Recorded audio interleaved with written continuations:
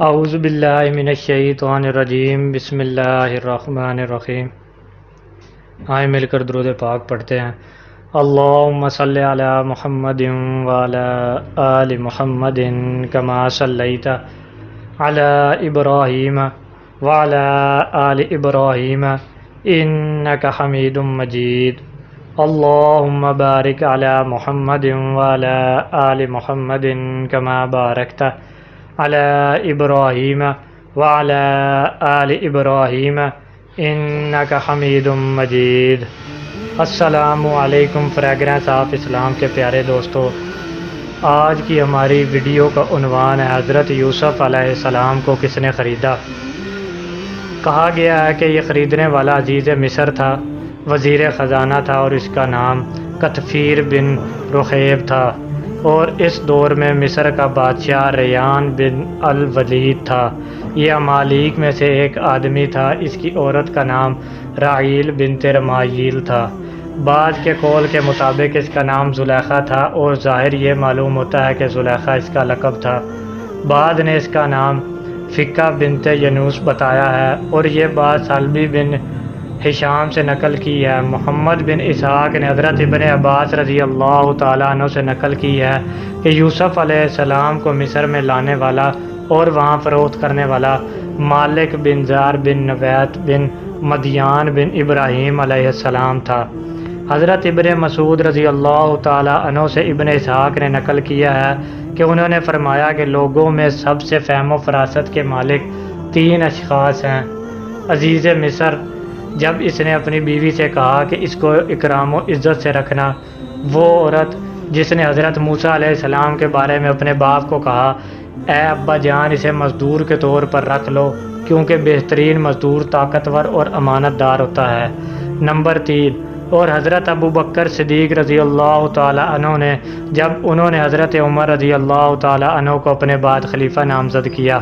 کہا گیا ہے کہ یوسف علیہ السلام کو عزیز مصر نے 20 دینار میں خریدا تھا، اور ایک قول یہ بھی ہے کہ یوسف علیہ السلام کے ہم وزن کستوری، ریشم، چاندی کے عوض خریدا۔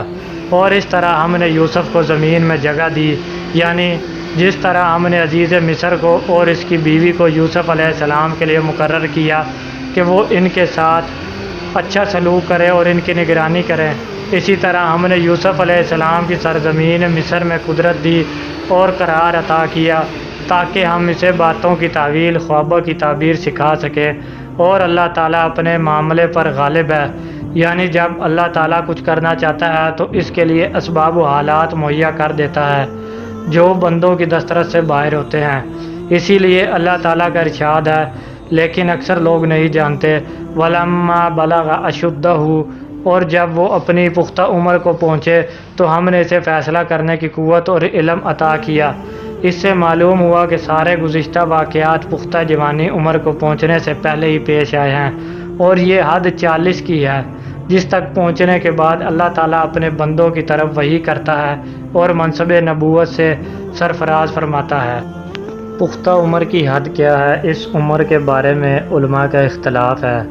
حضرت سعید بن جبیر کا ارشاد ہے کہ یہ 18 سال کی عمر ہے۔ ضحاک رحمۃ اللہ علیہ فرماتے ہیں 20 سال کی عمر۔ اکرمہ رحمۃ اللہ علیہ فرماتے ہیں 25 سال۔ سعدی رحمۃ اللہ علیہ نے کہا 30 سال۔ ابن عباس رضی اللہ تعالیٰ عنہ نے فرمایا کہ 33۔ حسن رحمۃ اللہ علیہ فرماتے ہیں 40 سال، اور اس آخر قول کی تائید قرآن مجید سے بھی ہوتی ہے، حتیٰ اذا بلغ اشدہ و بلغ 40 سنہ، یہاں تک کہ وہ جوانی کی عمر یعنی 40 سال کو پہنچا۔ اس طرح یوسف علیہ السلام ان خوش بخت افراد میں سے ہیں جس کے متعلق خاتم الانبیاء والمرسلین صلی اللہ علیہ وآلہ وسلم نے فرمایا ہے کہ 7 قسم کے وہ لوگ ہیں جن کو اللہ تعالیٰ قیامت کے دن اپنے عرش کے سائے کے نیچے جگہ دے گا، جس دن اس کے سائے کے سوا کوئی سایہ نہ ہوگا۔ وہ 7 قسم کے لوگ یہ ہیں: نمبر 1، عدل و انصاف کرنے والا بادشاہ۔ نمبر 2، وہ آدمی جس نے خلوت میں اللہ تعالیٰ کو یاد کیا اور اس کے آنسو بہہ پڑے۔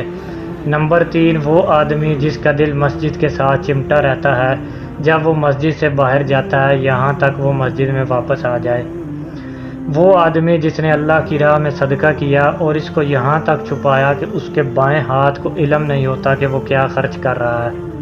نمبر 5، وہ آدمی جو اللہ کی وجہ سے اللہ کی رضا کے لیے ایک دوسرے کے ساتھ محبت رکھتا ہے۔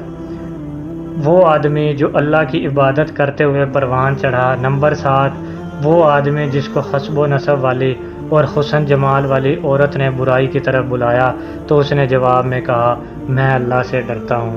فَبِأَيِّ آلَاءِ رَبِّكُمَا تُكَذِّبَانِ، اور تم اپنے رب کی کون کون سی نعمتوں کو جھٹلاؤ گے۔ اللہ تعالیٰ مجھے اور آپ کو اپنے نیک رستے پہ چلنے کی توفیق عطا فرمائے، آمین۔